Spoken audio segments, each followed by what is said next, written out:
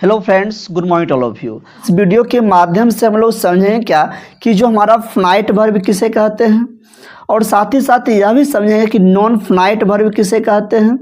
इसके अलावा यह समझेंगे कि जेरंड किसे कहते हैं, एंड उसके बाद यह समझेंगे पार्टिसिपल किसे कहते हैं। इन तमाम तरह की जो 4 पॉइंट आप देख रहे हैं, non finite verb, non finite verb, gerund, participle, इन तमाम तरह की जो पॉइंट आप देख रहे हैं इस वीडियो के माध्यम से हम लोग कवर करेंगे, इसलिए इस वीडियो को आप अंत तक जरूर देखिएगा। आगे बढ़ते हैं। सबसे पहला दिया हुआ यहाँ फिनाइट वर्ब किसे कहते हैं। अगर हम फिनाइट वर्ब की बात कर ले, जो हमारा फिनाइट वर्ब होता है ना, वह क्या होता है कि टेंस के अकॉर्डिंग और सब्जेक्ट के अकॉर्डिंग चेंज होते रहता है। और साथ ही साथ यह भी समझना होगा हमें कि जो हमारा फिनाइट वर्ब होता है ना, वह सेंटेंस में मेन वर्ब की तरह कार्य करता है। चलिए कुछ एग्जाम्पल की मदद से इसको समझने की कोशिश करते हैं। जैसे अगर हम बात कर ले, सिंपल से अगर हम बात कर ले, यहाँ पे इसे लिखे, यहाँ पे आई ईट अ मैंगो। तो यहाँ पे आप जब देख रहे हैं आई ईट अ मैंगो लिखा हुआ है, तो आई क्या है आपका, यहाँ पे जो आई आपका है इस सेंटेंस में देख सकते हैं, जो आपका आई है ना, तो आई क्या है आपका, यहाँ पे सब्जेक्ट है। और ये सब्जेक्ट क्या है, फर्स्ट पर्सन का सिंगुलर नंबर है। और फर्स्ट पर्सन सिंगुलर नंबर के साथ यहाँ पे क्या देखा आपने कि V1 का प्रयोग हुआ है। तो जब यहाँ पे वर्ब 1 का प्रयोग हुआ है तो क्या देखिए, सब्जेक्ट के अकॉर्डिंग से यहाँ पे V1 प्रयोग हो गया यहाँ पे। लेकिन इसी सेंटेंस को अगर दूसरे तरीका से बनाने की कोशिश करें, तो अगर दूसरे तरीका से अगर हम बनाने की कोशिश करें, उसको ज़रा देखिएगा क्या लिखा हुआ है यहाँ पे, सी इट्स अ मैंगो। क्या लिखा है, सी इट्स अ मैंगो लिखा हुआ है। तो यहाँ पे आप क्या देख सकते हैं कि यहाँ पे लिखा हुआ है आपका सी। तो सी क्या है, आपका सब्जेक्ट है। और यहाँ पे सी जो है ना, थर्ड पर्सन का सिंगुलर नंबर है।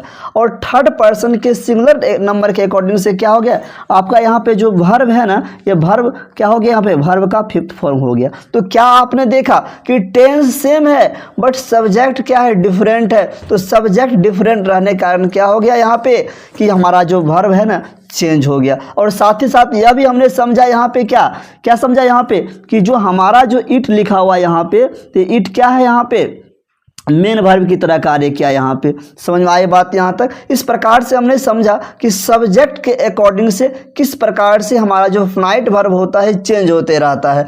अब समझते हैं कि टेंस के अकॉर्डिंग कैसे चेंज होता है, उसको देखने की कोशिश हम लोग करते हैं। अगर हम टेंस की बात कर ले, जैसे अगर हम बात कर ले डांसेज, सी डांसेज, वह नाचती है, सी डांसेज, वह नाचती है। अगर उसी तरह से दूसरा एग्जांपल बात कर ले यहाँ पे, तो सी डांस्ड। तो यहाँ पे आप क्या देख सकते हैं, यहाँ पे आपको यह चीज़ देखने को मिलेगा, जरा ध्यान से देखिएगा। यहाँ पे सब्जेक्ट क्या है हमारा, सेम है। सब्जेक्ट क्या है हमारा, सेम है। लेकिन यहाँ पे जब हम लोग वर्ब देखते हैं तो इस वर्ब को जरा आप देखिएगा, तो वर्ब क्या है, डिफरेंट है। क्या है, वर्ब डिफरेंट है। जब इस वर्ब को देखते हैं तो क्या समझ में आता है, ये जो वर्ब है ना, इस वर्ब से हमें यह समझ में आता है ये जो सेंटेंस है ये प्रेजेंट टेंस का है। किसका है, प्रेजेंट टेंस है। लेकिन इस सेंटेंस को देखने से हमें इस वर्ब को देखने से यह सेंटेंस पता चलता है, सेंटेंस किस में है, आपका पास्ट टेंस में। किस में है, पास्ट टेंस में है। समझ में आई बात। तो क्या देखिए, सब्जेक्ट सेम रहने के बाद भी क्या होता है, अगर वर्ब में चेंज देखने को मिलता है तो वो क्या दिखाता है हमें कि वो अलग अलग टेंस का है। तो इस प्रकार से हमने यह समझा, क्या जो हमारा जो फिनाइट वर्ब होता है ना, तो टेंस के अकॉर्डिंग भी चेंज होता है। क्योंकि प्रेजेंट टेंस था तो V5 का प्रयोग हुआ, प्रेजेंट टेंस था तो V1 या V5 का प्रयोग हो गया। यहाँ पे V1 या V5 का प्रयोग हुआ, लेकिन V1 या V5 का प्रयोग होता है। और साथ ही साथ अगर यह पास्ट टेंस का है तो पास्ट टेंस में किसका प्रयोग हुआ, यहाँ पे V2 का प्रयोग हुआ। तो समझ में आई बात यहाँ तक। तो इस प्रकार से हमने क्या समझा कि जो हमारा फिनाइट वर्ब होता है वह टेंस के अकॉर्डिंग भी चेंज होता है, अर्थात और पर्सन के अकॉर्डिंग भी चेंज होता है, अर्थात सब्जेक्ट के अकॉर्डिंग भी चेंज होता है। समझ में आई बात। आगे देखते हैं। अब देखिए इसमें कुछ एग्जाम्पल भी ऑलरेडी दिया हुआ है, उसको भी देख लेते हैं हम लोग। यहाँ पे लिखा हुआ है सी प्लेज द पियानो। देन उसके बाद नीचे भी लिखा हुआ है दे प्लेड फुटबॉल। तो यहाँ पे देख क्या रहे हैं कि दोनों जगह क्या है कि प्ले लिखा हुआ है, दोनों जगह प्ले लिखा हुआ है। लेकिन यहाँ पे जो प्ले है ये वर्ब का फिफ्थ फॉर्म है, लेकिन यहाँ पे जो प्ले है वो वर्ब का सेकेंड फॉर्म है। तो क्यों सेकेंड फॉर्म हुआ, क्यों फिफ्थ फॉर्म हुआ? क्योंकि टेंस चेंज हो गया। जैसे हम लोग यहाँ प्रेजेंट टेंस की बात किए तो V5 का प्रयोग हो गया, लेकिन जैसे हम लोग पास्ट टेंस की बात किए यहाँ पे तो क्या हो गया आपका यहाँ पे V2 हो गया। इस प्रकार से हमने यह समझा कि जो फाइनाइट वर्ब होता है टेंस के अकॉर्डिंग भी चेंज होता है और पर्सन के अकॉर्डिंग अर्थात सब्जेक्ट के अकॉर्डिंग भी चेंज होता है, और यह क्या होता है कि सेंटेंस में मेन वर्ब की तरह कार्य करता है। क्योंकि यहाँ पे देख सकते हैं सी प्लेज द पियानो, तो यहाँ पे जो लिखा हुआ है प्लेज ये क्या है, सिंगल वर्ब है, तो मेन वर्ब की तरह कार्य कर रहा है। यहाँ पे दे प्लेड फुटबॉल, ये प्लेड क्या है, सिंगल वर्ब है, यहाँ पे ये क्या कर रहा है, मेन वर्ब की तरह कार्य कर रहा है। तो इस प्रकार से हमने समझा क्या कि फाइनाइट वर्ब क्या होता है, और उसके बाद समझ लेते हैं क्या नॉन फाइनाइट वर्ब किसे कहते हैं। अगर हम नॉन फाइनाइट वर्ब की बात कर ले भैया, तो नॉन फाइनाइट वर्ब क्या होता है ना, ये जो नॉन फाइनाइट वर्ब होता है ना तो टेंस के अकॉर्डिंग चेंज होता है, ना तो पर्सन के अकॉर्डिंग चेंज होता है, और ना ये नंबर के अकॉर्डिंग चेंज होता है। यानी कि इसमें ना कोई टेंस का असर पड़ेगा, ना किसी पर्सन का असर पड़ेगा, ना ही किसी नंबर का असर पड़ेगा। तो हमने फाइनाइट वर्ब में क्या देखा था, वह सब्जेक्ट और टेंस के अकॉर्डिंग से चेंज होते रहता है। लेकिन हमारा जो नॉन फाइनाइट वर्ब होता है ना तो सब्जेक्ट के अकॉर्डिंग चेंज होगा, ना ही टेंस के अकॉर्डिंग चेंज होगा। समझ में आई बात? और साथ ही साथ यह भी समझेंगे हम लोग क्या कि जो हमारा जो नॉन फाइनाइट वर्ब होता है ना, वह क्या होता है कि जो मेन वर्ब की तरह कार्य नहीं करता है, ये कभी भी मेन वर्ब की तरह कार्य आपका नहीं करेगा। यहाँ पे ये जो हमारा नॉन फाइनाइट वर्ब होता है वह मेन वर्ब की तरह कार्य नहीं करता है। और यह भी समझेंगे साथ ही साथ क्या कि जो नॉन फाइनाइट वर्ब होता है इसका 3 काइंड्स होता है, 3 टाइप्स होता है। अब कौन कौन सा टाइप्स होता है उसको देखने का कोशिश हम लोग करते हैं। सबसे पहला होता है कि इन्फिनिटिव। क्या होता है? इन्फिनिटिव होता है, जिसे हम 2+V1 के नाम से जानते हैं। एंड दूसरा क्या होता है हमारा, जेरेंड होता है। क्या होता है? जेरेंड होता है। जेरेंड क्या होता है? V1 + ing होता है, उसको हम जेरेंड कहते हैं। और तीसरा की अगर हम बात कर ले उसे हम पार्टिसिपल कहते हैं, जिसमें क्या होता है कि वर्ब में ing लगा देते हैं, या वर्ब में ed लगा देते हैं, या वर्ब में en लगा देते हैं, तो क्या होता है, पार्टिसिपल बन जाता है। समझ में आई बात यहाँ तक? तो इस प्रकार से हमने क्या समझा कि नॉन फाइनाइट वर्ब जो होता है ना, ना तो टेंस के अकॉर्डिंग, ना तो पर्सन के अकॉर्डिंग, ना ही नंबर के अकॉर्डिंग चेंज होने का काम करता है। और साथ ही साथ यह भी हमने समझा कि जो नॉन फाइनाइट वर्ब होता है वो मेन वर्ब की तरह कार्य नहीं करता है। एंड उसके बाद यह भी समझा, क्या समझा कि जो नॉन फाइनाइट वर्ब होता है ना, इसकी जो टाइप्स की अगर हम बात कर ले तो इन्फिनिटिव होता है, जेरेंड होता है, पार्टिसिपल होता है। अगर इस नॉन फाइनाइट वर्ब की एग्जाम्पल की बात कर ले तो एग्जाम्पल लिखा हुआ है सी, एग्जाम्पल क्या लिखा हुआ है, she likes to swim, she like to swim. तो यहाँ पे आप देख सकते हैं सी लाइक टू स्विम लिखा हुआ है। तो जो लाइक हमारा है ना, जहाँ ध्यान दीजिएगा, यहाँ पे लिखा हुआ क्या है, आई लाइक टू स्विम लिखा हुआ है। आई लाइक टू स्विम, क्या लिखा है, आई लाइक टू स्विम लिखा हुआ है। तो यहाँ पे जो लाइक देख रहे हैं क्या है, लाइक एक मेन वर्ब है, मेन वर्ब है ना। लेकिन तो यहाँ पे क्या देख रहे हैं, आई लाइक टू स्विम, तो यहाँ पे जो टू लगा हुआ है, क्या लगा है, टू। और ये स्विम क्या है, ये भी वर्ब है, तैरना भी वर्ब है, तो 2+V1 देखने को मिला। क्या ये जो स्विम लिखा हुआ है, क्या स्विम ये क्या होगा, चेंज होगा, V1 V2 V3 V5 हो सकता है? नहीं हो सकता है। क्यों नहीं होगा? क्योंकि इससे पहले टू लग गया, और टू लग गया तो नॉन फाइनाइट वर्ब हो गया। तो नॉन फाइनाइट वर्ब का ही पहचान होती है, क्या पहचान होती है कि हमेशा वह क्या होगा, 2+V1 के रूप में ही रहेगा। अब आगे हम लोग देख लेते हैं। अब समझते हैं हम लोग कि जेरेंड क्या होता है। अगर हम जेरेंड की बात कर ले तो जेरेंड क्या होता है समझिएगा जरा। तो जेरेंड जो होता है ना हमारा, जब भी हम लोग क्या करते हैं कि V1 में क्या करते हैं, जब हम लोग ing लगा देते हैं ना, तो हमारा जेरेंड कहलाता है। क्या कहलाता है? जेरेंड कहलाता है। और साथ ही साथ ये जो जेरेंड होता है ना हमारा, किसी भी सेंटेंस में हुआ, किसी भी सेंटेंस में क्या करता हुआ, सब्जेक्ट की तरह कार्य करता है या ऑब्जेक्ट की तरह कार्य करता है। क्या करता है? हुआ सब्जेक्ट की तरह कार्य करता है या क्या करता है, ऑब्जेक्ट की तरह करता है, कार्य करता है। अर्थात वो जो हमारा जो V1 + ing फॉर्म जिसे हम जेरेंड कहते हैं, वो क्या होता है, एक नाउन की तरह भी कार्य करता है। किसकी तरह कार्य करता है? नाउन।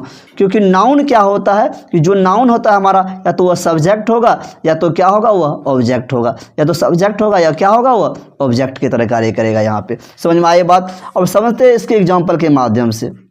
जरा देखिएगा यहाँ पे क्या लिखा हुआ है, यहाँ पे स्विमिंग इज गुड एक्सरसाइज। तो यहाँ पे स्विमिंग जो लिखा हुआ है ना, तो स्विमिंग के बाद स्विमिंग के बाद क्या देख रहे हैं, इज लिखा हुआ है, हेल्पिंग वर्ब दिया हुआ है स्विमिंग के बाद। तो जब भी हेल्पिंग वर्ब आता है ना तो सब्जेक्ट के बाद ही आता है, अर्थात स्विमिंग हमारा क्या हो गया, एक नाउन हो गया, और नाउन ये कैसा है, ये सब्जेक्ट की तरह कार्य कर रहा है। यहाँ पे समझ में आया बात यहाँ तक। तो स्विमिंग क्या हो गया, एक सब्जेक्ट की तरह कार्य का यहाँ पे। लेकिन दूसरी एग्जाम्पल की अगर हम बात कर ले तो जरा देखिएगा क्या लिखा हुआ यहाँ पे, सी इंजॉय रीडिंग बुक्स।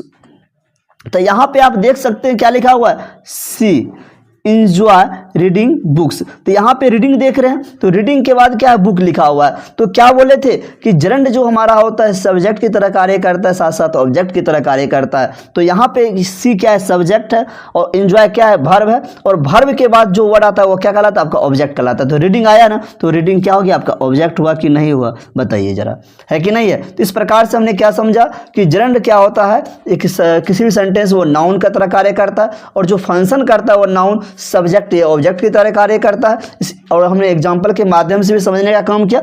अब आगे हम लोग देखते हैं नेक्स्ट। अब समझते हैं नेक्स्ट क्या है हम लोग कि पार्टिसिपल किसे कहते हैं। अगर हम पार्टिसिपल की बात कर ले भैया, तो पार्टिसिपल क्या होता है, तो पार्टिसिपल क्या करता है, किसी भी सेंटेंस में कहता है a verb form used an adjective, कहता है कि वर्ब का वैसा फॉर्म जो एडजेक्टिव की तरह कार्य करता है सेंटेंस, उसको हम लोग कहते हैं पार्टिसिपल कहते हैं। और साथ ही साथ यह भी समझेंगे हम लोग क्या कि जो पार्टिसिपल होता है ना वो दो प्रकार का होता है। कितने प्रकार का होता है, दो प्रकार का होता है। एक होता है प्रेजेंट पार्टिसिपल, एक होता है पास्ट पार्टिसिपल। अब मन में यह आएगा सवाल कि प्रेजेंट पार्टिसिपल क्या होता है, और यह भी सवाल आएगा कि पास्ट पार्टिसिपल क्या होता है। कि जब भी हम लोग क्या करते हैं भैया, जब भी हम लोग वर्ब में क्या करते हैं, V1 में जब हम लोग ING लगाने का काम करते हैं ना, जब ING लगाते हैं तो वह कहलाता है आपका प्रेजेंट पार्टिसिपल। और जो प्रेजेंट पार्टिसिपल होता है ना, उसमें क्या होता है, वह एडजेक्टिव की तरह कार्य करता है। किसके तरह कार्य करता है, एडजेक्टिव की तरह कार्य करता है। लेकिन इससे पहले आपको मैंने समझाया कि जरंड किसे कहते हैं। तो जरंड में भी क्या था कि V1 प्लस ING था, लेकिन वहाँ जरंड जो था ना आपका एक नाउन की तरह कार्य कर रहा था, ठीक है। और नाउन में क्या, वो सब्जेक्ट या ऑब्जेक्ट की तरह कार्य कर रहा था। लेकिन पार्टिसिपल में क्या होता है कि जो आपका जो V1 प्लस ING होता है ना, वो नाउन की तरह कार्य ना करके एडजेक्टिव की तरह कार्य करता है। इतना डिफरेंस ये होता है इसमें। जैसे एग्जांपल के माध्यम से अगर हम देखने की कोशिश करें, क्या लिखा हुआ, द क्राइंग बेबी। तो यहाँ पे क्या देख रहे हैं, द क्राइंग बेबी। तो बेबी के बारे में बोल रहा है, बेबी क्या कर रही है, रोती हुई बच्ची, रोती हुई बच्ची। तो यहाँ पे जो रोती हुई बच्ची की बात है, तो बच्ची क्या कर रही है, कुछ एक्शन कर रही है, उसकी क्वालिटी को बताया जा रहा है, बच्ची की क्वालिटी को बताया जा रहा है। तो बच्चा कैसा है, तो रो रहा है। समझ में आई बात यहाँ तक। तो इस प्रकार से क्या हो गया, हमारा ये पार्टिसिपल हो गया और एडजेक्टिव की तरह यह कार्य किया, प्रेजेंट पार्टिसिपल हो गया। लेकिन साथ ही साथ अगर हम बात कर ले आगे कि पास्ट पार्टिसिपल की अगर हम बात कर ले, तो जो पास्ट पार्टिसिपल हमारा होता है ना, तो जब भी हम लोग क्या करते हैं कि वर्ब 1 में क्या करते हैं, वर्ब 1 में क्या करते हैं कि ईडी लगा देते हैं या हम लोग en लगा देते हैं, तो क्या होता है कि हमारा पास्ट पार्टिसिपल बन जाता है। क्या बन जाता है, पास्ट पार्टिसिपल बन जाता है। और साथ ही साथ जो पास्ट पार्टिसिपल होता है ना, यह सेंटेंस में क्या करता है, एडजेक्टिव की तरह कार्य करता है। किसकी तरह कार्य करता है, तो एडजेक्टिव की तरह कार्य करता है। अब इस एग्जांपल के माध्यम से समझने की कोशिश करते हैं। क्या लिखा हुआ, द ब्रोकन चेयर। तो यहाँ पे चेयर की क्वालिटी बता रहा है ना, तो चेयर कैसा है, तो ब्रोकन है कि नहीं है। तो चेयर की क्वालिटी बता रहा है, अर्थात ये जो ब्रोकन है ना, ये क्या हो गया, आपका एडजेक्टिव हो गया। क्या हो गया, एडजेक्टिव, अर्थात ये एडजेक्ट पास्ट पार्टिसिपल हो गया। क्या हो गया, पास्ट पार्टिसिपल, क्योंकि पास्ट की घटना बता रही है यहाँ पे। एंड नेक्स्ट अगर हम देख ले यहाँ पे, वाइल्ड एग वाज हॉट। तो यहाँ पे जब बॉइल्ड की अगर हम बात करते हैं ना, तो बॉइल्ड क्या बतलाता है, तो बॉइल्ड क्या है, तो अंडे के बारे में बता रहा है। तो अंडा कैसा है, बॉइल्ड है। तो जब अंडे के बारे में बताया जा रहा है, उसकी क्वालिटी को बताया जा रहा है, तो ये क्या हो गया, एडजेक्टिव की तरह कार्य किया। तो एडजेक्टिव की तरह कार्य करे, और ये पास्ट फॉर्म है, इसलिए हम लोग किसे क्या कहते हैं, पास्ट पार्टिसिपल कहते हैं। इस प्रकार से हमने क्या समझा कि प्रेजेंट पार्टिसिपल क्या होता है और पास्ट पार्टिसिपल क्या होता है।